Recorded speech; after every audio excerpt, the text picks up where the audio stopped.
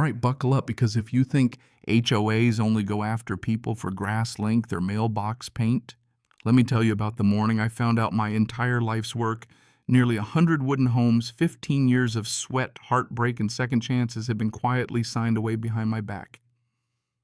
I mean, you wake up expecting another day with a hammer in your hand, and instead you get an email telling you to move out of your own land in 30 days. Yeah, that happened. Welcome to America's favorite game show.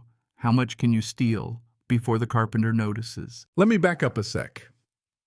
Mosaic Village, that's what my wife Sarah and I named it, started as just a sketch on a napkin over diner coffee, turned into this crazy patchwork of cabins in the Montana woods where the sunrise hits different, and every porch has a story. Veterans, single moms, folks nobody else would rent to all found a place here. So you can picture my face when Karen, yeah, she was really named Karen, the HOA president, shows up at my door that morning waving the contract, laughing like she just scored the world's pettiest lawsuit. "It's all legal now, Maxwell. It's ours," she says, smug, like she's won a cruise instead of a war. But I'd already been up all night, deep diving through public land records with more coffee than blood in my veins, and found a loophole in the bylaws big enough to drive a bulldozer through. You see, I wasn't just some backwoods carpenter.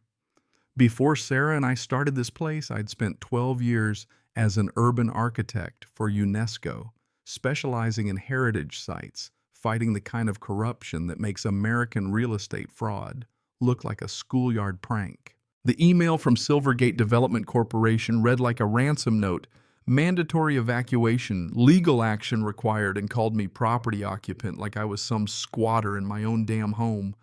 A few minutes later, a Mercedes so shiny you could see your guilt in the reflection rolled up and out. Stepped Bethany Wexler, chairwoman of the Silvergate HOA designer suit shark smile folder, thick as a phone book. She tried to hand me the world's most official-looking deed transfer, claimed I'd let my property taxes lapse for 5 years, and the county had the right to take everything. Except I had receipts going back to day one. Either someone made a colossal mistake or I was up against the most well-dressed con job this side of the Mississippi. Bethany just smirked, said if I had questions I should get a lawyer, though it'd only delay the inevitable and cost money you probably can't afford. Then she looked around at the cabins, homes built with recycled timber and solar panels, places where families healed, and called them ramshackle shacks. Man, that hurt more than I'll ever admit. But they underestimated me.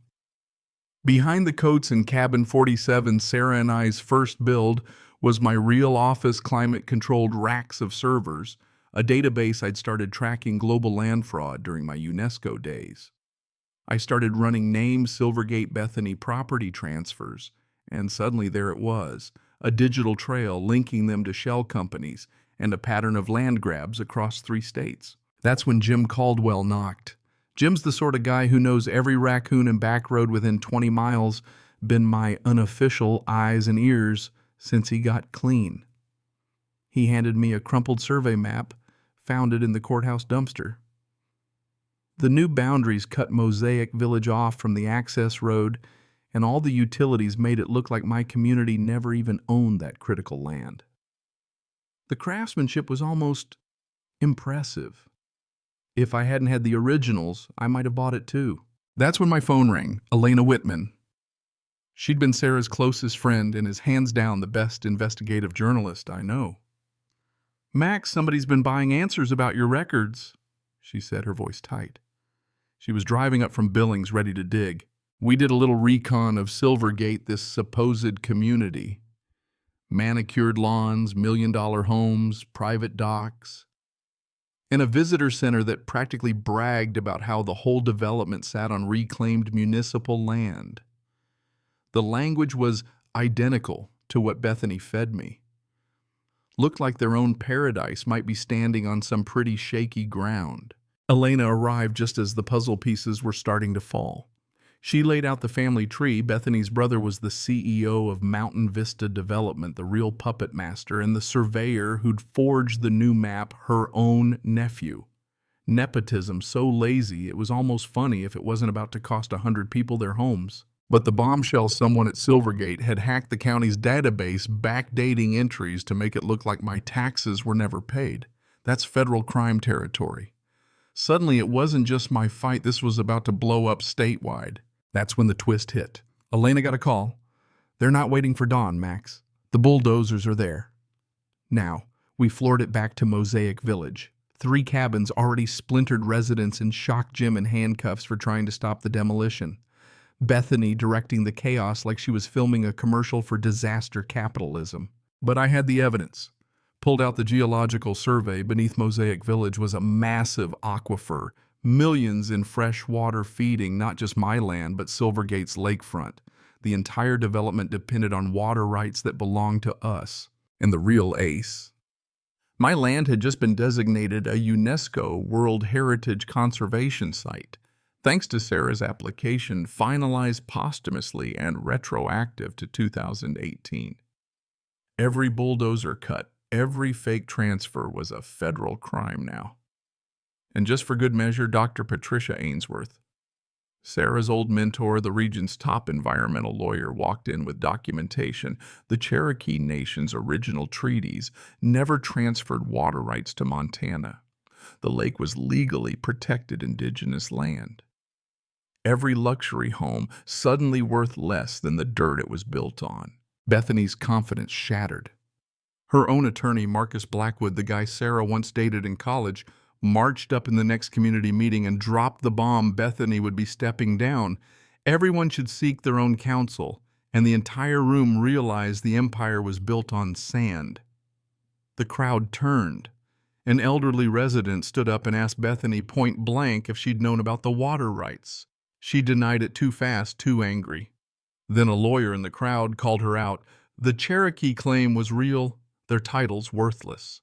That's when Bethany lost it. Tried to attack me on stage, tangled herself in a microphone cord, and landed in a heap right as Agent Martinez from the FBI walked in, badge out, and read her the charges.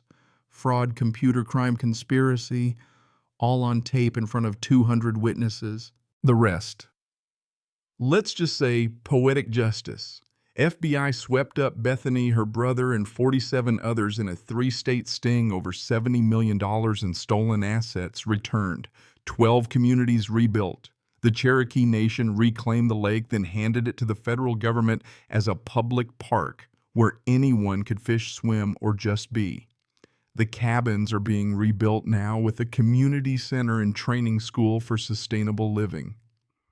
Elena's writing a book precedes going to a fund for land fraud victims. Jim's still watching my back, and Nick's database helps protect towns nationwide. And me, I keep Sarah's letter framed in my new office. Sometimes late at night I walk down to the public dock, listen to the laughter echoing over the water that nobody can ever steal again, and hit record on my phone just to tell her we did it. The fight was worth it. So let me ask you, if somebody showed up at your door tomorrow with fake papers saying they owned your dreams your whole life, what would you do? Would you fight back or would you walk away? Drop your story in the comments. And hey, if you think justice should never come easy, hit like, share your own battles. And let's make sure these HOA nightmares end with the good guys on top. Because in this neighborhood, home is a human right, not a commodity.